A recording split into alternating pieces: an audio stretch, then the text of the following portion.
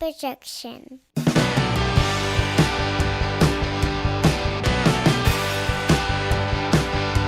It's Wednesday morning, and you know what that means. It's time for an early episode of the Alabama Slam podcast. I'm your host, Corey Hanna. What's going on, guys? It's Patrick Akers. And we have a jam-packed show today. We're going a little early to get out before the Thanksgiving holiday. We'll both be off this week, obviously, spending time with the families.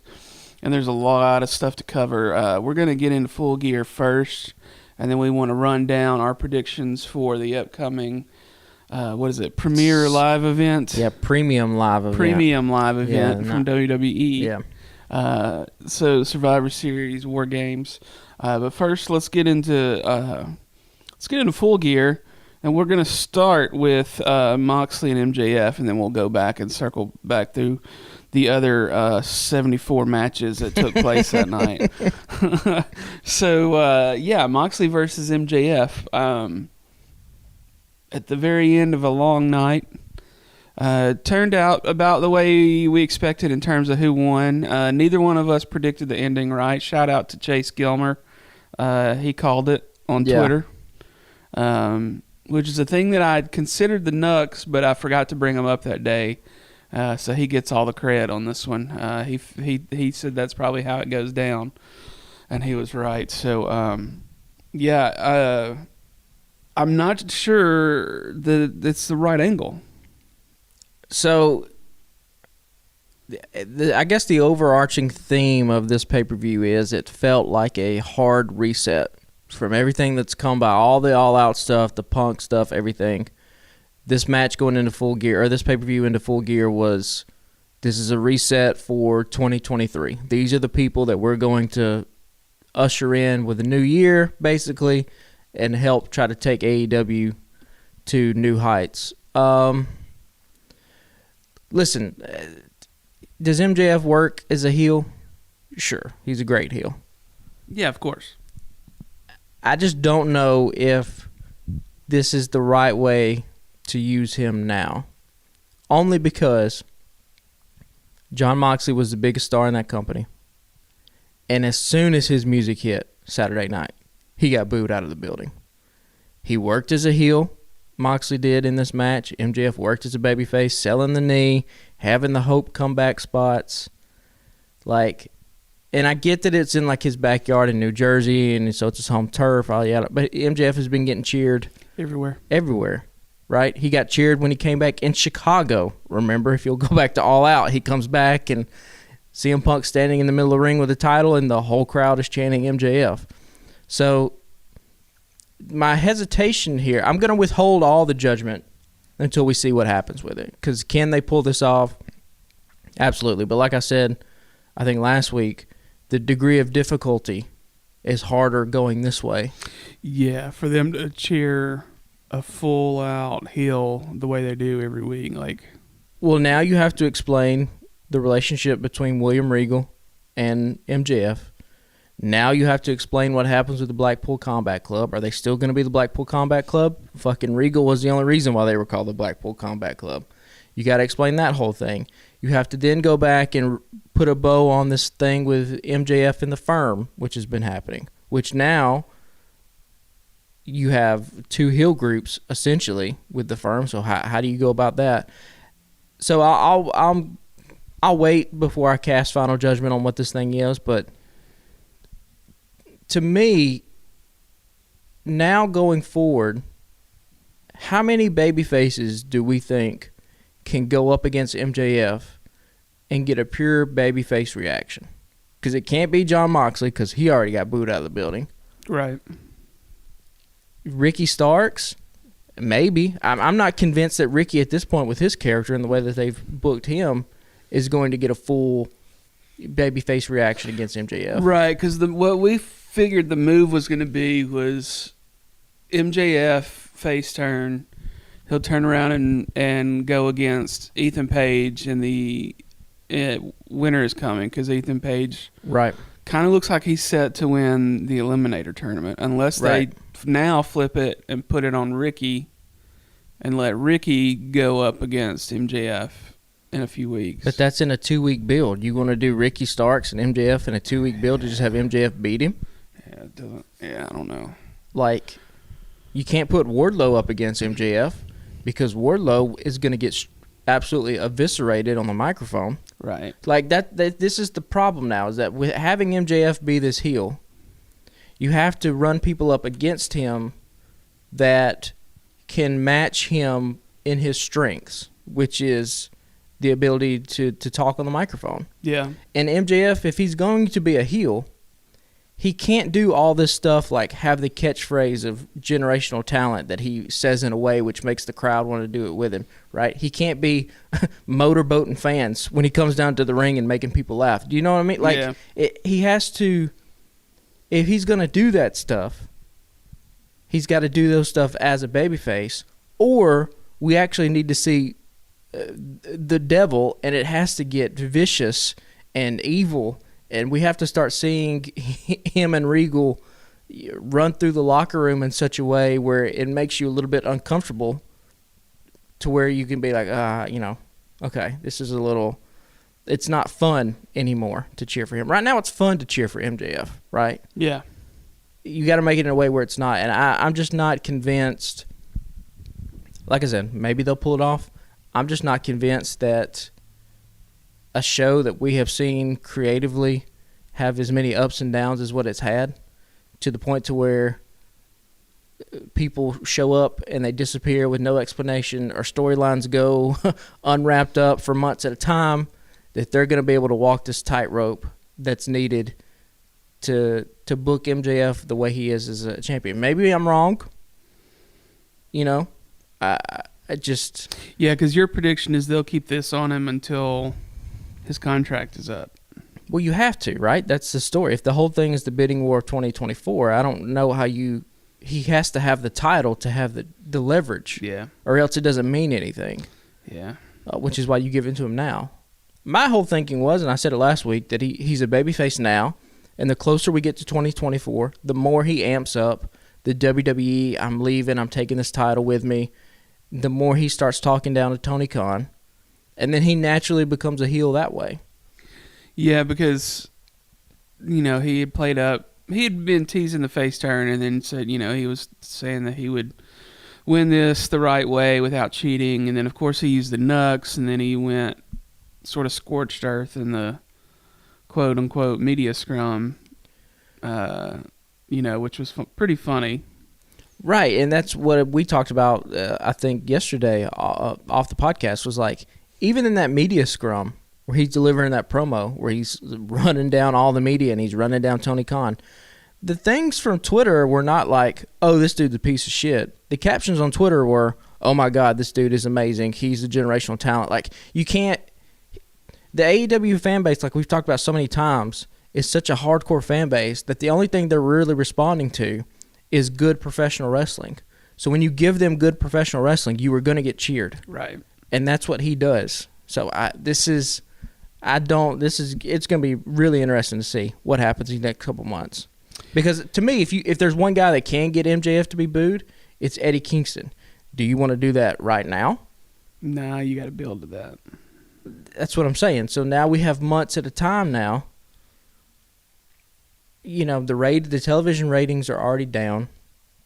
There aren't a lot of hot baby faces. I guess maybe you could, rehab a Bryan Danielson and run him up against MJF.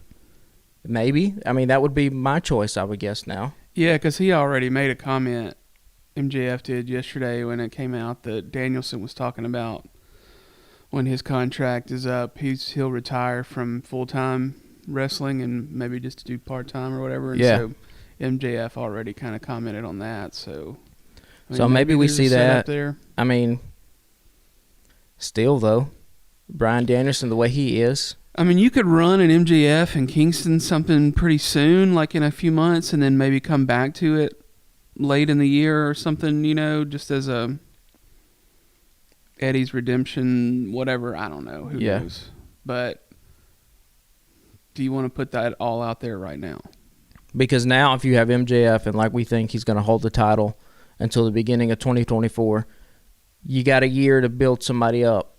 whoever you want to take it off of him. And it doesn't need to be somebody who's already had it before. I don't think it necessarily needs to be a guy who's coming from another place. Like MJF is a star, and so the way that you then take the title off of him is you, much like he did with Wardlow, you turn that around to help build another star.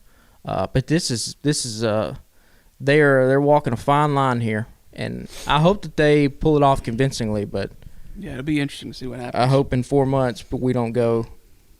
This was probably a bad call, right? Well, we've got 12 other matches to get to just from Full Gear. So yeah, and full AEW pay-per-view fashion, I actually fell asleep in the middle of it, and when I woke back up on my couch, MJF was walking out for his entrance. So I went back and had to watch some of this stuff. It's not. I mean, I get it. People are paying $50 for it, and so I guess Tony and AEW feel like they need to give as many reasons as possible for you to get it. Yeah. But like looking at the Full Gear card, and they only have 4 of them, right? But looking at the Full Geared card and all that, how it's taken up the entire top of your notebook in Survivor Series is like the bottom 3 lines. Yeah. It's it's just different. Yeah. It's a different way to go about things for sure. Well, 3 of these matches are the 0 hour, and we don't have to spend a ton of time on all these. Like I said, we got a lot to run through. Yeah, we'll run through them. So first off, in the 0 hour, was Best Friends versus the Factory.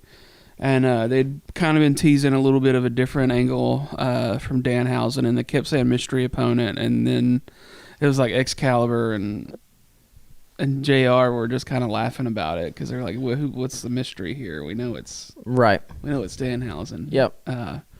So that was a little different angle with him. It was different makeup, different music, different entrance, different ring gear, trying to present, I guess, his very evil side, right? Yep. It's not going to work. Yeah, it's I like Danhausen and I like what they're trying to do, but I don't know if it really works. It won't work. Yeah. This is a misstep. He can do this stuff on the indies. He not to body shame people here, but this is professional wrestling. There is your appearance and how you're perceived is a big deal of it, right? Does he look like he could beat any of these guys on the roster? Not from the Factory, for sure. Some of those dudes. Like Nick Camarado looks like he would snap Danhausen in half, right? Like take all the spooky stuff out of it, right? The spooky stuff works with Malachi because Malachi is a legit level kickboxer, right? And he's 6'5", 6'5", right? You know what I mean? Like, and AEW has too many of these serious spooky people. Yeah. That if Danhausen wanted to, debut the teeth stuff and all the other stuff that he had done on the indies and want to bring in AEW, you can still do that and have him be a comedic heel or a comedic act. But having this, now I'm out for blood and I'm serious. Okay, I'm not buying it. It won't work up against anybody else other than the Factory and these like job level. Yeah, it seems to me like he might be trying to do it sort of like Finn Balor and the Demon, where it's like only every once in a while does the Demon show up, right? Like, because he teased like, he hears these voices or whatever he said that he was teasing last week. Yeah, but again, Finn Balor came to WWE with the cachet of having a decades-long plus career in Japan. Yeah, where he kicked the shit out of people and was the leader of the Bullet Club, which is still going on to this day, right? Danhausen was doing a Pee Wee Herman dance. You know what I mean? And that's not to like be disrespectful. That would work in AEW if you just did more of that. This is not going to work. Yeah. So next up was more of a real match that had some sort of consequences. We had Brian Cage versus Ricky Starks. 2 former tag team partners and Team FTW guys going at it. We've said it before. We're a Team Ricky podcast over here, so this went the way we wanted it to. Brian Cage came back kind of with a vengeance when he came back. I'm loving this. Just like, hey Brian, here's a match against an agile dude, and we know that you're a hoss and you can do all this agile stuff too. So just go out there and just have some spots. The fucking Canadian destroyer spot into the spear. How many 300-pound dudes like Brian Cage can take those moves, right? Like, there's not many. Yeah. So yeah, this is great. It's a great use of Brian Cage, and obviously he looks like he's going to be more of a big time player in Ring of Honor when it finally starts up, because he's got Prince Nana and the Embassy in his corner. And then we know how we feel about Ricky Starks, so we'll see. It's Ricky Starks versus Ethan Page tomorrow night as we're recording this. I don't know. It could go either way. You could have Ethan Page win and go up against MJF at Winter is Coming and put the bow on the firm stuff. You could do Ricky Starks. I mean, he is a babyface, so if you're going to keep that babyface heel dynamic, it could be him too. I don't know if you want to, blow your wad with a Ricky versus MJF feud that lasts for 2 weeks, but yeah, I don't know. Stranger things have happened. Unless this could be the start of a larger feud. I don't know. I mean, yeah. If that's the way you want to play it, like, put him up against a true face in a couple weeks. Yeah, so we'll see, but yeah, this match it worked for what it needed to be. Yeah, anytime we get a Ricky Starks win, I'm good with it. Next up, Eddie Kingston versus June Akiyama. I can never pronounce some of these dudes' names. This was a crazy one. I didn't know anything about the guys. Somebody that's just kind of gotten back into wrestling a few years ago. So, they gave us enough of the backstory with the package, the video package, to where it felt like there was some weight to this match, right? And then these guys get out there and just slap the shit out of each other for 15 minutes. Just a straight, old school, All Japan, Kings Road style match that we know Eddie has been so influenced by. Yeah. And you could tell this meant a lot to him. Yeah. And not Eddie Kingston, the character. We're talking about Eddie Kingston, the person behind. It meant a lot to him. Yeah, that's what my wife and son and I went to breakfast the next morning, and we're talking about it. She's asking us about the pay-per-view, and we're explaining some of the storylines and characters to her. She knows a couple of the people here and there from us talking about them, but I started telling her about this one. I got a little emotional, like talking about Eddie, how Eddie reacted after the match, and his show of respect towards June, and I don't know. You could tell it was really something to him, and that to me, after knowing what he's been through in the last few years and almost quitting wrestling and everything, I just thought it was amazing. He's got a little Mick Foley, he's got a little Dusty Rhodes, he's got a little Terry Funk, all these like old school wrestling guys who didn't really fit the bill of like a premier athlete, but somehow has this connection with the fans that's really special. That's why I think if there's one dude that you run up against MJF, I mean, this is the guy. Yeah, and he was getting chants and everything. I think now 2023 is the year of how do we move Eddie from where he's at now to being one of the top 4 or 5 guys in this company that we can then have take the title off MJF. Because if you just think about an MJF versus Eddie Kingston feud, you already see what the promos look like. We know MJF, what does he hate? He fucking hates Japanese wrestling. He dog shits New Japan all the time. Eddie Kingston, if there's one like last bastion of old school Japanese style, it's him. So you can imagine the promos back and forth. You can imagine the zingers. They land on each other. Like, it would be really captivating television. The problem is we got to get there somehow. Yeah. And I don't know if we do it now. Now, it could be a thing where Eddie Kingston is the next challenger for MJF at the pay-per-view at Revolution. MJF and then Regal beat the shit out of Eddie Kingston so bad they write him off television for a couple months.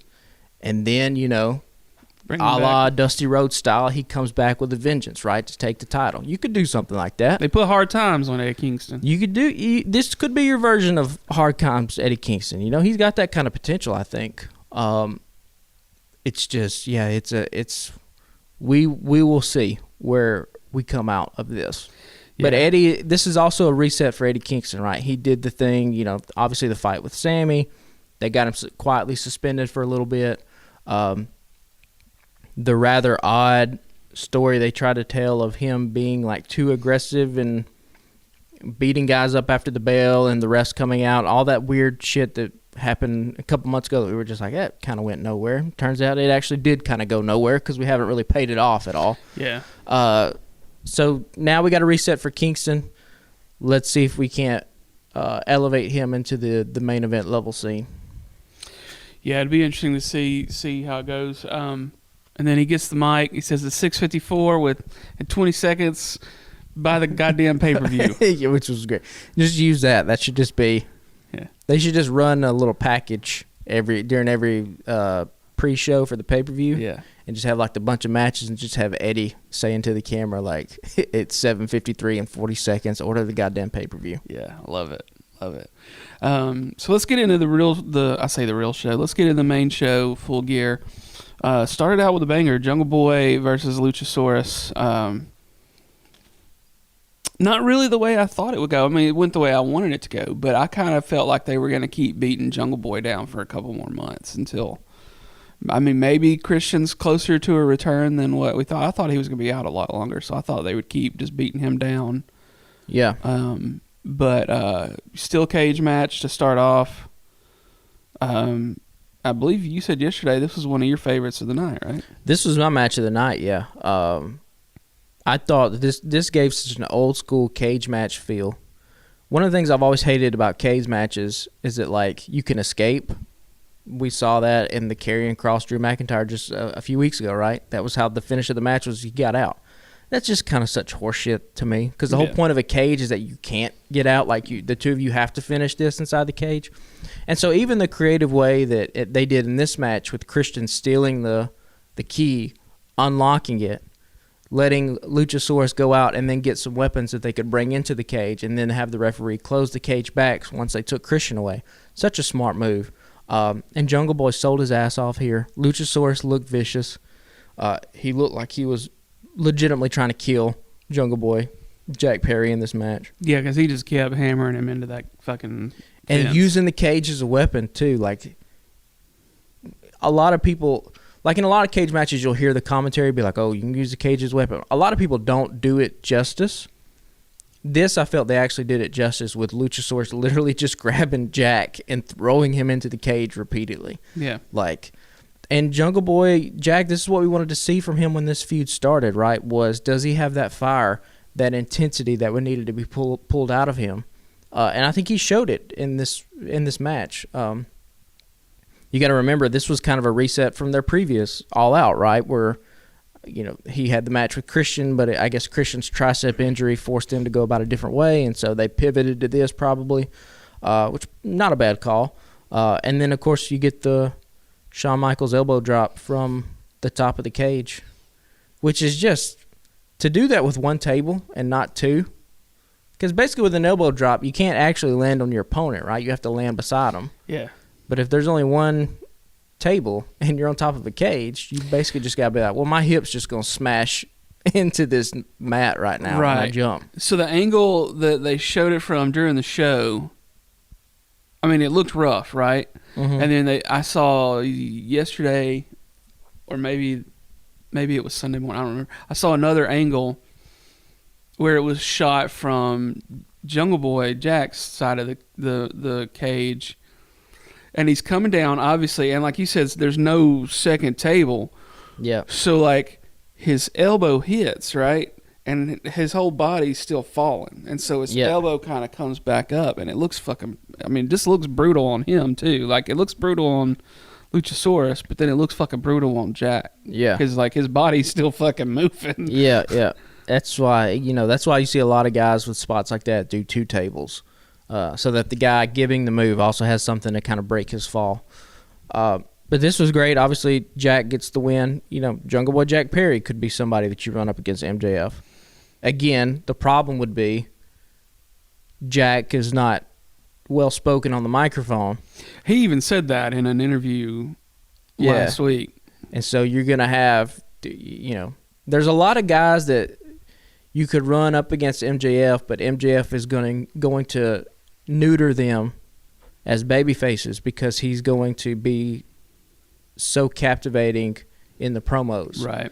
that it's going to turn people on his side, unless he becomes diabolical in a kind of way. Yeah, there was a thing, I guess Wednesday or Thursday, one of those days last week, where they were talking about him getting away from Jungle Boy, and he's using Jungle Boy Jack Perry, or he's using his real name, and he was somehow he initially didn't use his name because he's like, I just tried to not use the microphone, and I wanted the in-ring work to speak for itself, and he's like, and then I realized I needed to actually work on using a microphone.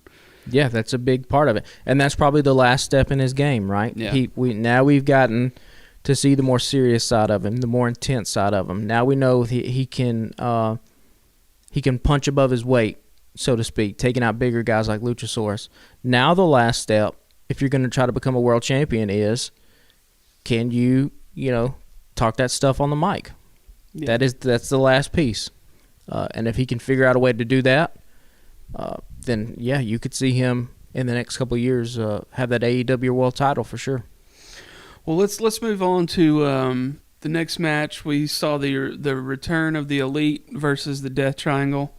The Elite got a huge pop. We knew they would. There was speculation, they were trying to trademark the Wayward Son's name, and when they showed the graphic of the TikTok, and it's like, carry on. I was like, okay, well, they're fixing to play this song, Carry On, My Wayward Son. And I thought that was a little cheesy. And then... Yeah, I wasn't a big fan of that. I would have rather have heard their song. Yeah.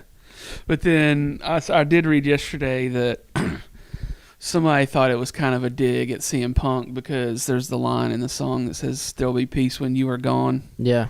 Which could be true. I mean, that's a level of petty that, they paid a lot of money for that song, I'm sure, right? Yeah. And so they're going to use it once, maybe. Oh yeah, sure. That won't be their entrance song. Yeah. So it's funny. It's funny, and I don't know. You have to read a little more into those sort of things. But if that's the case, maybe they didn't do it, but it seems like they probably did, right? So before we talk about match, let's talk about this. So the crowd had a very vocal "fuck CM Punk" chant. Yeah. Which not only did they show on Being the Elite, which made its return Monday, but also during the show, and the camera kind of cut away from it rather quickly. It looked like Matt and Nick were kind of egging it on, the chants. Is it a level of petty that they're going through? Sure, it could be. Do you think there's any possibility that this has now turned into a work, and at some point in the line, at some point down the road, we're going to see, Kenny Omega and the Bucks are going to be in the ring talking about something, and we hear Cult of Personality hit, and out walks CM Punk, and they turn this thing into a storyline and try to make money off of it? I think the only way that he comes back and this works at this point, because they've removed him from the video game cover. Right. But it's funny, they removed him from the video game cover, and then yesterday on fucking Facebook, there's 2 or 3 different posts from the AEW store. They're like, look at these shirts. These are exclusive to live events. Right. Like you can, and it was like there's only one. There were a couple that were just regular shirts, and then there was one that was like exclusive to live events. I'm like, okay, so you take this man's off the cover of the video game, right? And then you're promoting his shirts.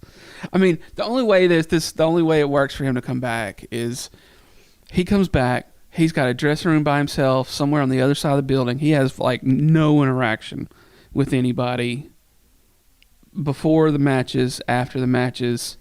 There's no situation where he can get involved in backstage bullshit because by all accounts, he was nothing but trouble backstage. Yeah. I mean, what we're talking about, I would put it probably a less than 1% chance of happening. you know? Right. And it could just be that the Young Bucks and Kenny are that petty, that they would egg on chants like that. And obviously Tony or whoever on the truck was like, hey, maybe we need to not show them doing that or whatever. I mean, he did refer to them as young kids or whatever, right? Sure. But we have to always keep in mind this is wrestling, and crazy things happen in wrestling all the time. People leave, they come back. You think the bridge is burnt, and it actually wasn't, and people are welcomed back into good graces. I'm just saying, if we get a fucking Kenny Omega versus CM Punk match, you gonna tell me that there's a bigger match to be had in wrestling in the last 5 to 10 years than that match? Then you could do the Punk and MJF team up. I mean, what's more heel than those two guys? Based of all the stuff that has happened recently, I mean, really, when you're talking about potential big dream matches out there, and we might get one of them. We might get Roman Reigns versus The Rock. That would probably be number one. How was number two not Omega versus CM Punk, given everything that's happened? Yeah, I don't know. And you give those two guys a live microphone, and you say, hey, just, obviously, you got to stay within the confines of the story we're trying to tell, but say whatever you want. Like, come on. That would be some captivating television for sure. Yeah. Well, probably won't happen. True. But that's a risk and a half. Yeah. Yeah. Right? Yeah, that would be. Are you willing to bring your whole goddamn company down? But the heat, though. The heat. Let's get into the match on this one. You tweeted out that this match was so good, Tony said, fuck it, let's run it back 6 more times. Yeah, and I mean, you don't expect anything less from these guys, right? At this point, like, it is, we are spoiled. We've talked about this before, just the amount of crazy in-ring action that we get on a weekly basis from AEW. Like, I really do think we're going to look back at this 15, 20 years from now and talk about how special it was to be in the moment, and maybe we should have appreciated it more. Like, this was a bonkers 6-man tag. Yeah, well, they made reference to this at one point, too, is that Kenny was gone for so long with his injury. He came back and only had a handful of matches, right? And then he was out for 2 or 3 more months on suspension. So his body is in, like, tip-top healed shape at this point. There's nothing I really love more in wrestling than seeing Kenny hit that V-trigger. Yeah, it's brutal. From different angles. And he's taking care of his opponent, because if you, slow it down, he's actually not hitting him with his knee, he's hitting with his shin. But he's so quick with it, and he hits it from all these different angles. Yeah. I love finishers that you can hit from different angles and be unexpected, right? A choke slam is what it is, right? We've all seen a choke slam. There's no other way to do a choke slam that makes it interesting. Kenny can hit the V-trigger from the ripcord lariat part of it. He can hit it when just out of nowhere. He can hit you with it when you're jumping off the top rope. Like, he makes it all these things. And the way these guys put these matches together, and I'm talking about just the Young Bucks, the Lucha Brothers, Pac, Omega, just the spots and how the spots lead into each other. And then how they escalate into bigger spots. And then, of course, like at the end, I think I had Death Triangle winning it, because I was just like, I don't think you bring the Elite back and just have them immediately beat Death Triangle. And turns out, not only is that what they're going to do, but they're going to do this 6 more times. Yeah. Because ain't nobody winning this thing in 4 matches, right? No. The Death Triangle's not going to sweep them. If you look at where the 7th match is at, I believe it's in Los Angeles in the end of January at the Kia Forum. Like, it'll be headlined by Death Triangle and the Elite. Now, what's going to be crazy to watch is how they make these matches different. Yeah, because it could get, I don't want to say boring, because there's really nothing boring about the matches, but it could get repetitive. I think one of them's going to end pretty quickly. I don't know which one. Yeah, well, it was different that we saw Ray Phoenix use the hammer on this one, right? Right. Because he's been so reluctant to use that. Yeah. And so then you have to think, so then what's the next narrative thing? Okay, now Pac has used the hammer. Ray has used the hammer. Penta at some point's got to use the hammer. Probably next week, I would guess. Then the Death Triangle goes up 2-0. Yeah. So are they doing these like every Wednesday?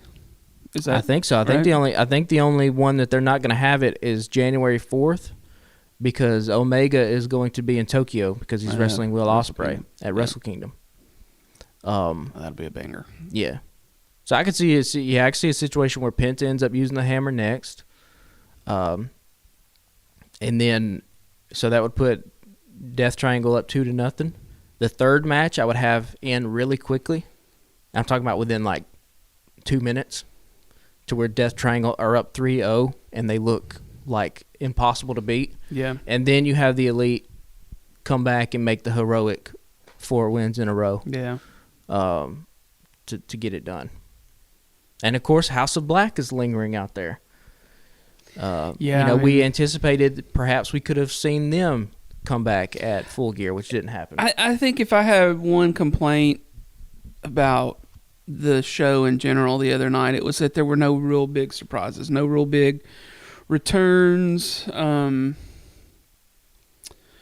big like turns in general, like face turns or heel turns. Like, I mean, we got the Swerve and Our Glory broke up, which you could kind of see coming from a mile away. Was predictable. And even the MJF thing was, I mean, we had fucking Chase Gilmer predicted the whole thing. A lot of people predicted the whole thing. Yeah. It was easy to kind of see. I think that was my one complaint about the show the other night. The show was good and it was long, you know. Yeah. I'm not gonna complain about it being long. I mean, it gets tiring for sure, but like at the same time, I'm like, yeah, I paid $50. Give me a bunch of matches. Yeah, and they're all great. I mean, there's only one stinker on this card, which was Cargill and Nyla Rose. Yeah, and that's next. And I don't think that was as much a stinker as it was. It was just it's a stacked card. It's not up to the caliber of a pay-per-view right that AEW has put out. You know, Cargill got her money's worth for, you know, in Nyla Rose, like maybe the first formidable opponent that she's been up against. Like, right, somebody that can go with Cargill and make it look like, oh, well, this could go the other way. Yeah. You know, maybe she'll get that first L. Yeah, so, I mean, we don't have to spend too much time on that one because we still got 73 other matches to get through. I mean, at some point, you just have to think, like, when is going to be Jade's star-making moment? Hasn't happened yet. Yeah. Who is it that helps deliver that for her? Obviously, Athena has now turned a little bit more of a heel and vicious, but Jade is also a heel. I don't know. We're in murky waters here. We've talked about before how much crossover star potential Jade has. She was on the Breakfast Club this past week promoting AEW.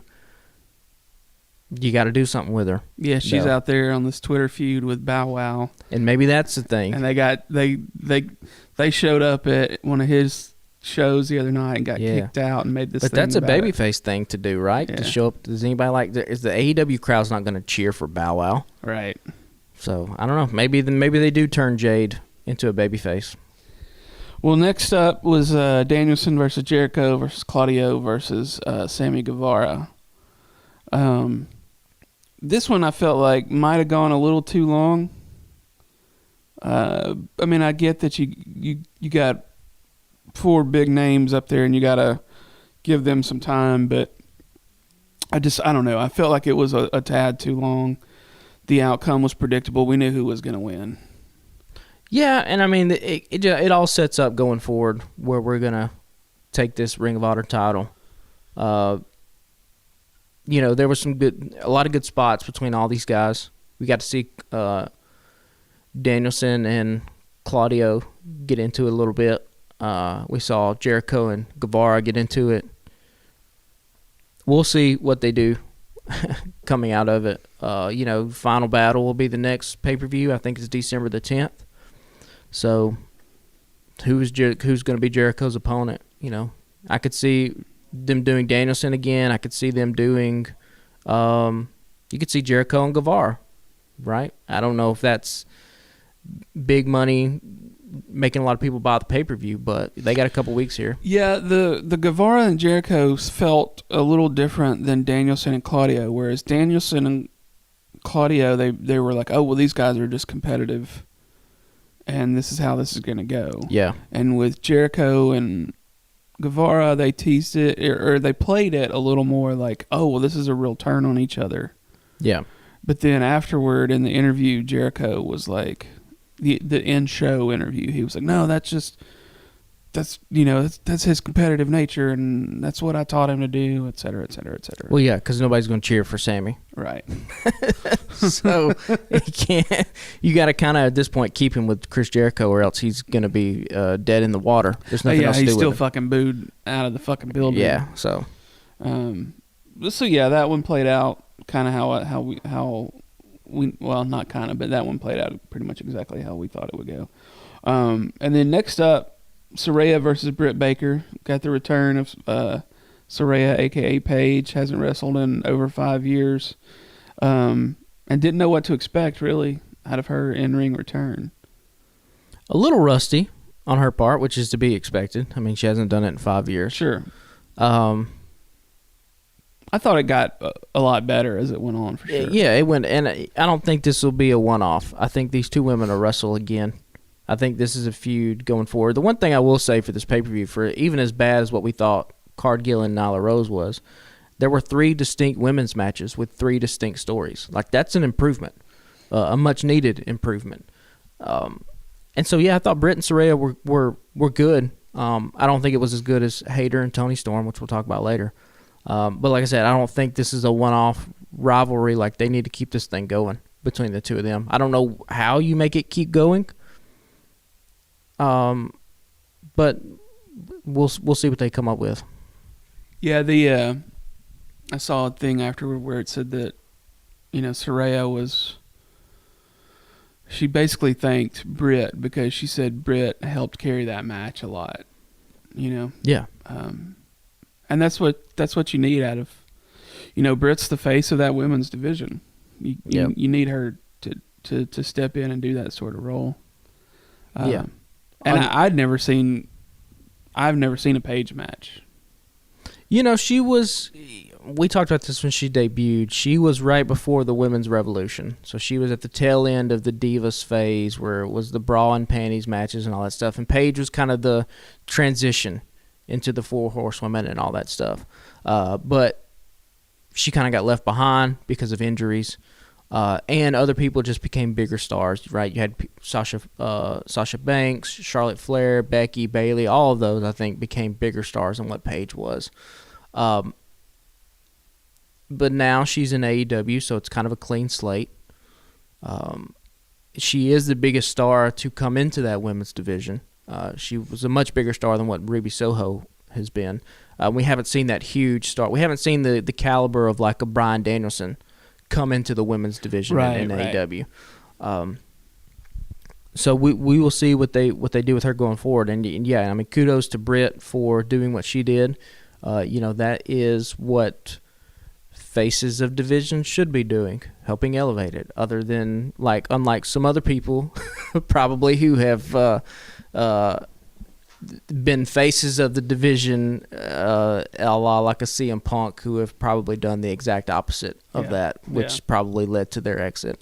There'll be peace when you are. So, but yeah, good. I want to see this keep going forward.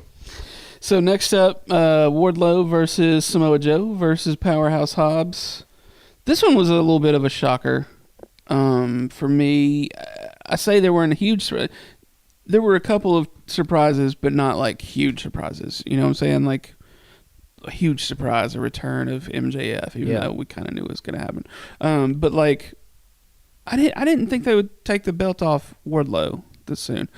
Having said that, they didn't really do anything with his title run. Right. It was such a great build up to it, and then it seemed kind of anticlimactic. Yeah.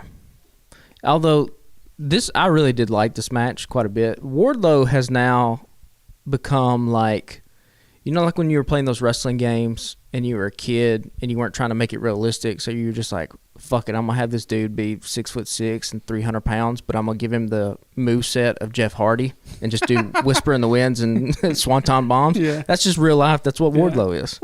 His Whisper in the Wind spot where he just ran up the ropes, that's probably better than Jeff Hardy has ever hit that thing.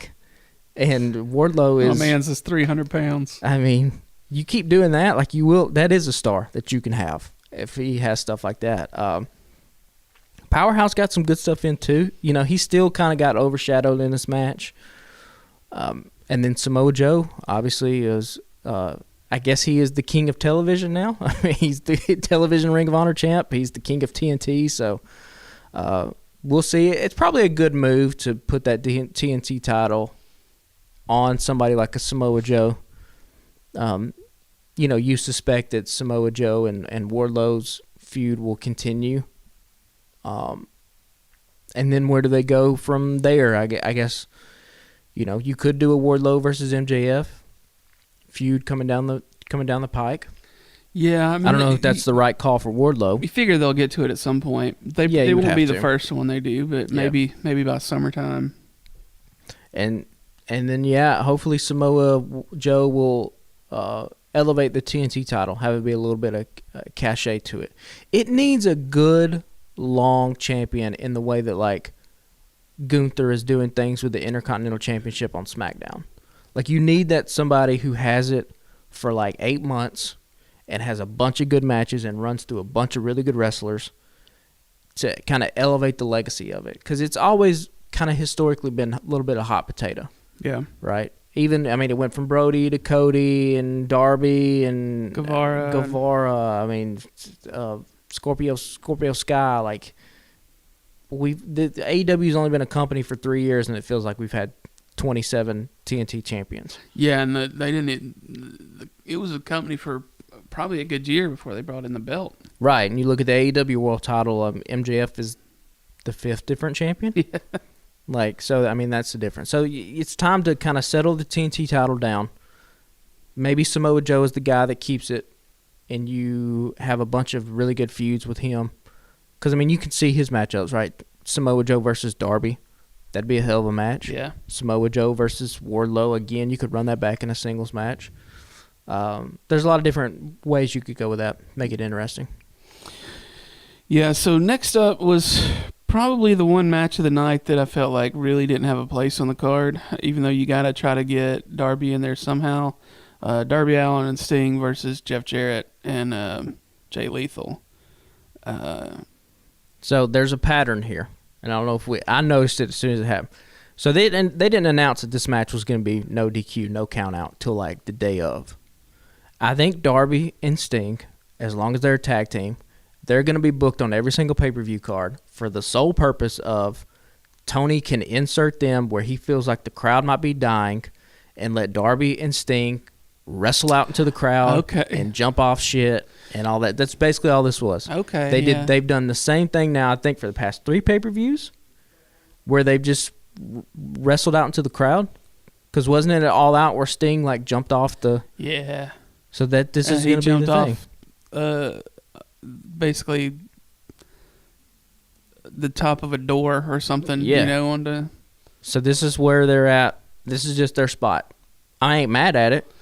They keep it short. I love the Satnam Singh spot. I think they finally started nailing him where he's like, we're just going to use him in spots that really accentuate his size. He can't sell for shit, and he can't move that well. Yeah, so just have him catch Darby. Probably saved Darby's life because Darby undershot him off the thing, and Satnam just picked him up like a bag of potatoes anyway and chunked him off the ramp.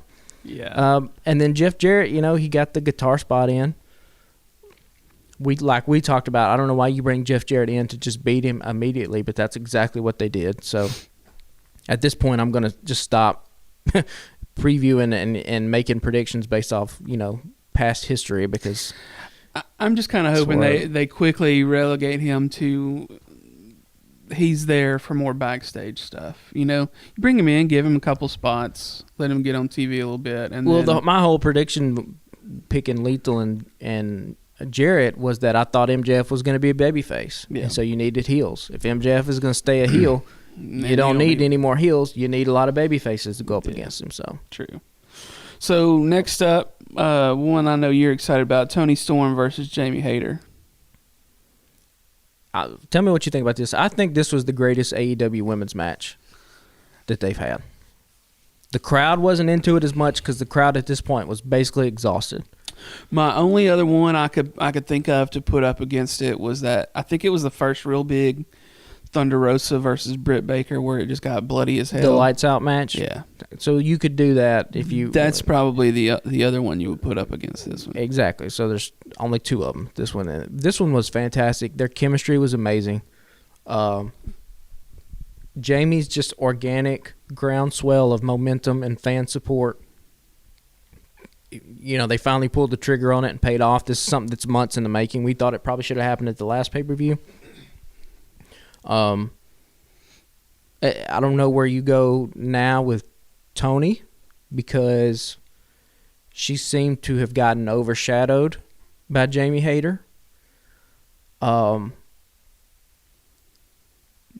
they pull the swerve of all swerves and have Tony and Jamie turn heel against Britt? Because we're all expecting Britt's going to turn on Jamie Hayter, right? I mean, this is where it's coming now. Britt came out in the Jamie Hayter shirt. Britt has been multiple-time women's champion, face of the division. The logical, most predictable story is that Britt becomes jealous. She's already tried to fuck Jamie Hayter out of this title once at the last four-way. She tries to do it again. Do we see a swerve where Jamie aligns with Toni Storm and they do that to Britt to turn Britt babyface before? And then you could see a Britt and Saraya tag team going up against a Tony and a Jamie Hayter tag team. I'm just throwing stuff out there because you gotta now's the time you gotta start telling stories. Right. That's interesting. And because then that way you can have Saraya in the ring and she doesn't have to do a ton of heavy lifting, right? Yeah, and you have Saraya and Britt. You know, Britt earns Saraya's respect. She's already naturally put her over, right? You mentioned Saraya's kind words at the press conference. You know, could it be a Jamie, you know, fool me once, shame on you, fool me twice, shame on me? Like, Britt's already tried to screw her out of it once. She gonna let her do it again? Yeah. So, I don't know. Not a bad move. Then you give Tony something to do. And yeah. It's just potential. I mean, other than that, I don't know. I guess you do just pull the trigger on Jamie versus Britt. So, do you think there's a possibility that when Thunder Rosa comes back from whatever is ailing her, they've already hinted that they may take the belt off of her? I think they're just going to strip her. I think they'll strip her of the title and they'll do some kind of ceremony. And whatever kind of turn is going to happen, if it's Britt turning on Jamie, if it's Jamie turning on Britt, that will happen at this ceremony where Tony Schiavone will probably be out there and they're crowning Jamie as the new undisputed women's world champion. Yeah. And then whatever story you're going to get into, you do it that way. Interesting. So let's keep it moving. We still got War Games to get to. So one more match really. Since we already covered Moxley and MJF, the Acclaimed versus Swerve in Our Glory. Saw the disillusion of Swerve in Our Glory. Kind of saw this one coming. I didn't. It was interesting to me though, the way they played this one out. I thought this was pretty neat. How Keith just fucking left the ring. Yeah, and was like, "This is all you, dog." Yeah, I thought that was pretty neat. I don't know that I've ever seen that.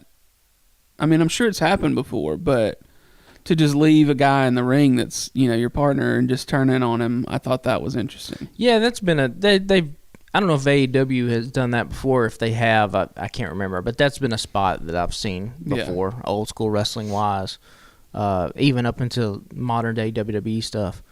You know, this is what we saw coming. Obviously, Keith and Swerve are now going to go into a feud together, we presume. Keith Lee could be a possible good first MJF opponent. Yeah. You know, Revolution is in March. You could run through a Keith and Swerve program till then. Keith is a kind of guy that I think the fans could naturally kind of get behind. Obviously, he came out of the gates red hot when he debuted at AEW. Yeah. So that, you know, and he could take a loss at this point because you could have Swerve fuck him over again or whatever. So just putting out there, that could be a good potential first MJF big time opponent. Yeah. And then as far as the match, yeah, you know, they still didn't capture the magic that they did it All Out. No, but they were good spots nonetheless. And again, this is a part the crowd was absolutely exhausted. Yeah. At this point, they had sat through almost 4.5 hours of wrestling.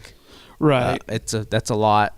And Anthony Bowen's shoulder was kind of fucked up. It looked like after something that happened on Wednesday night. Yeah. But this, the Acclaim's still hot. They're still a hot tag team. And so, we'll see where they go next. I guess the next opponent is FTR, right? That'll be next. I mean, that's the logical choice, yeah. Which I think FTR is currently in Japan, defending the IWGP tag team titles. So do you bring them back for Winter is Coming? No, I think if you want to do that match, I think you hold that off till the next pay-per-view. I think will be Revolution sometime in the spring. Yeah. That's it. You can have Acclaim to go again, They can do Gun Club or Gun Brothers or whatever the fuck those guys are called now. There's other tag teams you can run up against them till then. Sure. Well, we're getting a little low on time, so let's move through some of these predictions for War Games this weekend. Let me try to read my chicken scratch, and there's about 17 names to read here in the first match on the card. We got the Bloodline versus Sheamus and Butch and Ridge Holland and Drew McIntyre and Kevin Owens, who was the last of the team members, which was a little shocked because they'd kind of been playing up.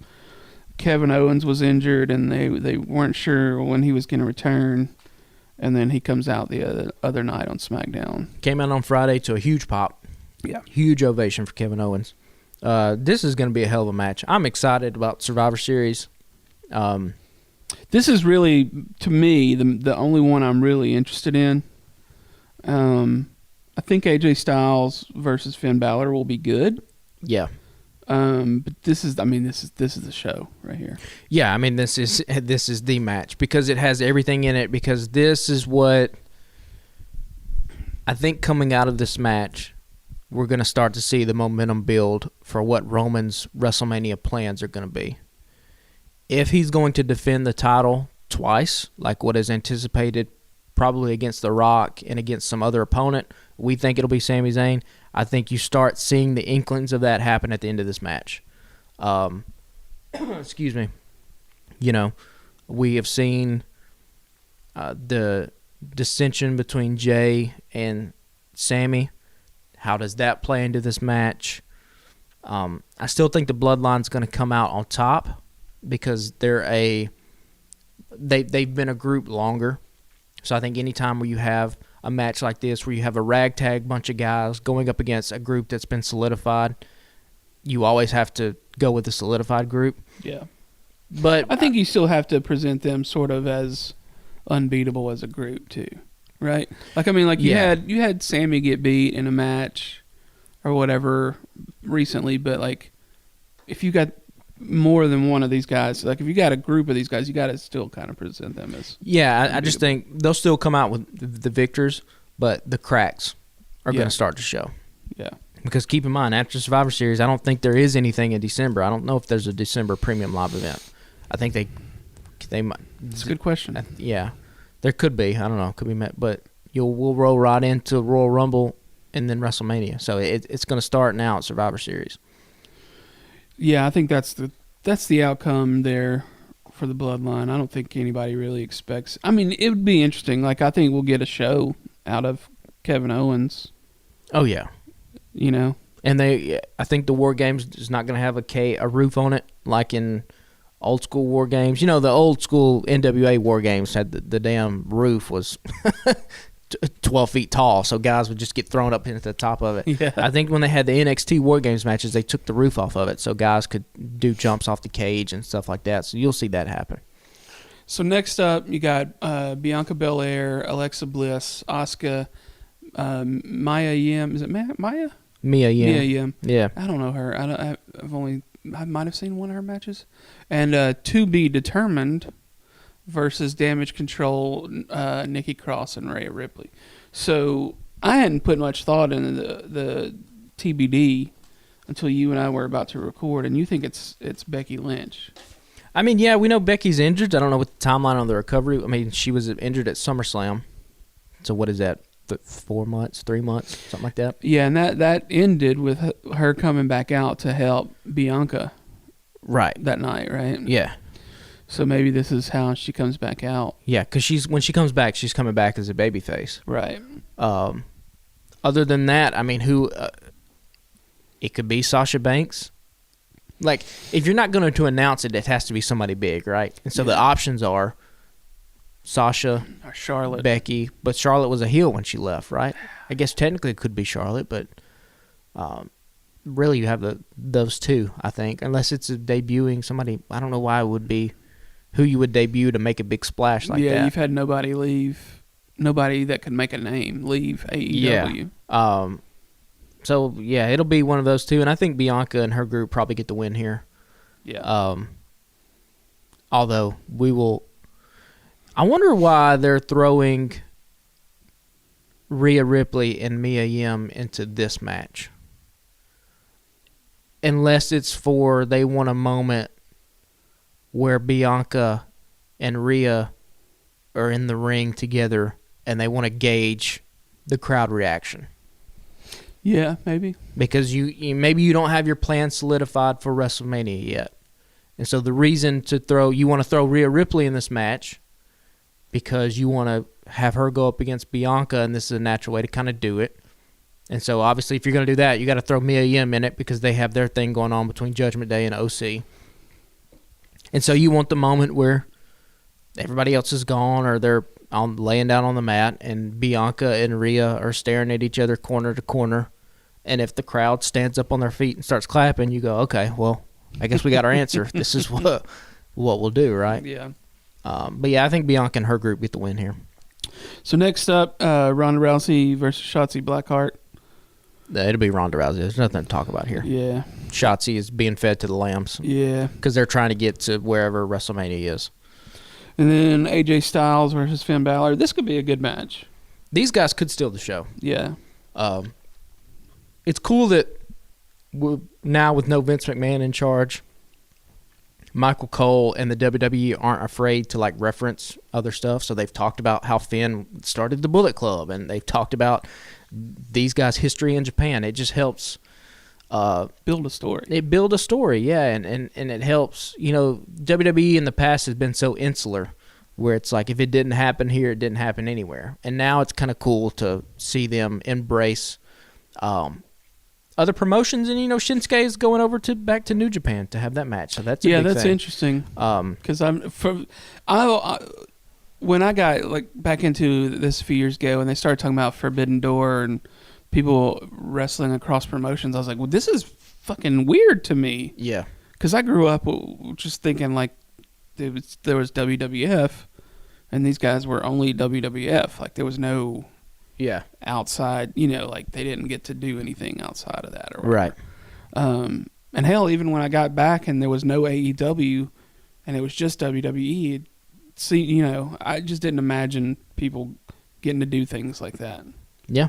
So it's cool. And shout out to Michael Cole. He's been doing a lot of that on Twitter, just being like, in the 30 seconds before the match starts, as the guy's coming down the ramp, he just lays out the whole history of it. Yeah. He's so damn good, and I'm glad, we've talked about it before, I'm glad that he's finally now getting his due. Yeah. He was obviously hamstrung by a fucking psychopath yelling in his ear 24 during the entire broadcast. So now it seems like he's able to settle into this role, and he is he's knocking it out of the park. Yeah, and then lastly, Seth Rollins versus Bobby Lashley versus Austin Theory. So they're doing a good job with this Austin Theory rehab. We talked about he needed something else. They're nailing it. Like this dude has all the potential in the world, but they have to, reposition him in the audience's mind to get them to forget that this dude was a fucking douchebag for a year and a half or whatever. Right. This also could steal the show. I mean, Austin Theory can go in the ring. Bobby Lashley is a main event level guy, and Seth Rollins is one of the 10 best wrestlers in the world. So we'll see what happens. I mean, I would suspect Rollins gets the win. You don't take the belt off Rollins at this point, right? When he just got it. So yeah, we'll see what happens. Again, the big thing coming out of Survivor Series is we're going to start to see the breadcrumbs leading up to WrestleMania. So, speaking of WrestleMania, I have a question, maybe two. We've talked before about do you have Roman do two main matches, one night versus The Rock, one night versus Sami Zayn? So my question is, and this will lead to something that I saw yesterday online. It appears that Stone Cold is getting in ring shape again, right? It would appear that way, yeah. Who does he come back and wrestle? Obviously, you want to do it at Mania, right? Right. Do you do 2 matches with The Rock? Do you do The Rock and Stone Cold one night? No, I don't think that. Because Rock's probably not coming back for 2 matches. If he comes back for one, it'll be versus Roman Reigns. Yeah, and you want to separate your legends, I think, going up against guys who are active on the roster. Yeah. You want that. Like, we've seen, you can go on Peacock and watch The Rock versus Austin. Yeah. Right, and get back better. when they were in their prime. Get better versions of it. So right? who do you bring who do you bring Stone Cold back? Okay, so the big speculation, the internet rumors, who knows if it's true? I guess he would maybe be healed up at this time, maybe. I don't know. The big speculation obviously is fucking CM Punk versus Stone Cold. Again, I hadn't read that. Yeah, I mean that's the thing. Again, we want to talk about chances. That's probably at a less than 1% chance. But if it's not Punk, who is it? I don't know, because he did Kevin Owens last year, and that was great. I mean, just the lead up to, and then the payoff of that was fucking. He's obviously going to come back as a babyface. He's the biggest babyface probably there's ever been. So you have to do some heels. Like, I don't know. If you don't give Sammy the Roman Reigns match, do you give Sammy the fucking Stone Cold match? But I don't know if you want to do that. Yeah, I mean, I don't know how that works. Because Roman's opponents he's either going to do one match and it's going to be against The Rock, and that's it. It'll be one night of the pay-per-view. Or if he does the 2, one will be against The Rock, and the second one's either going to be against Cody Rhodes, you would think, right? Who is going to come back at the Rumble. Does he win it? Who knows? Or it's against Sammy. Or really, those are the only 2 I like. It's not Seth. If Cody comes back at the Rumble, does his music hit and then he takes 17 minutes to get to the ring? Like could be. The next guy's music hits and Cody's still slowly walking down the ramp. Yeah. So yeah, I mean, I don't know. They got some. The Stone Cold mystery opponent that'll be speculation for months. If it's even going to be, if he even wrestles. I'll just say that if you're Stone Cold and you're that age, I don't know if you're working out that hard, like throwing around sandbags and stuff outside if you're not gearing up to do a match. Yeah. And please, God, don't let it be against somebody else, like an old legend, because we don't need any more. We don't need the Triple H and Shawn Michaels versus fucking Undertaker from Crown Jewel where everybody look like straight dog shit, right? We don't need that. We needed to go up against a guy that can help carry the match and really have some kind of reason for Stone Cold to come back. Yeah, I don't know.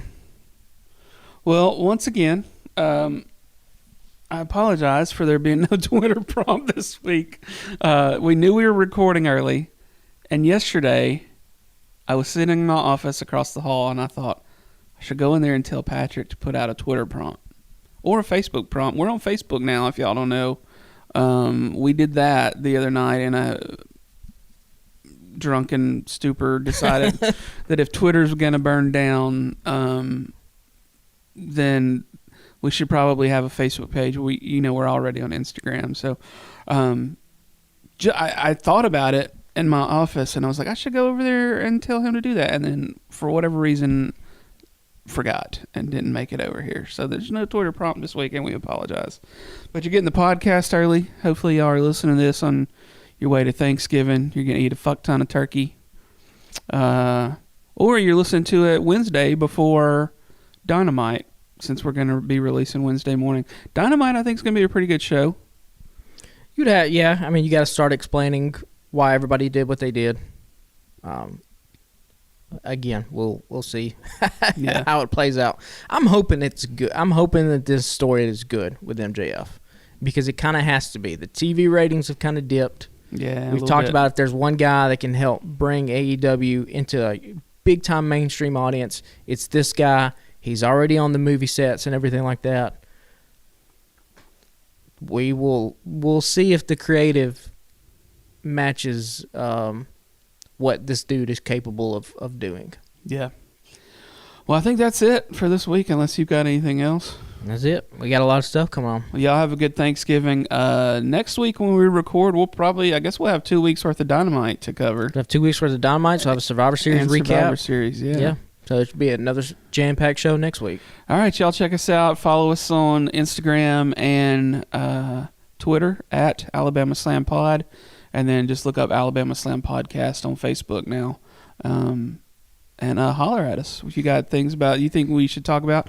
You don't fucking need a Twitter problem. Y'all ask us some questions, and we'll answer them on the podcast. Yeah, we do it too. Just add us or holler at us on Facebook, whatever. And y'all have a good one. We'll see y'all next week. Later, guys.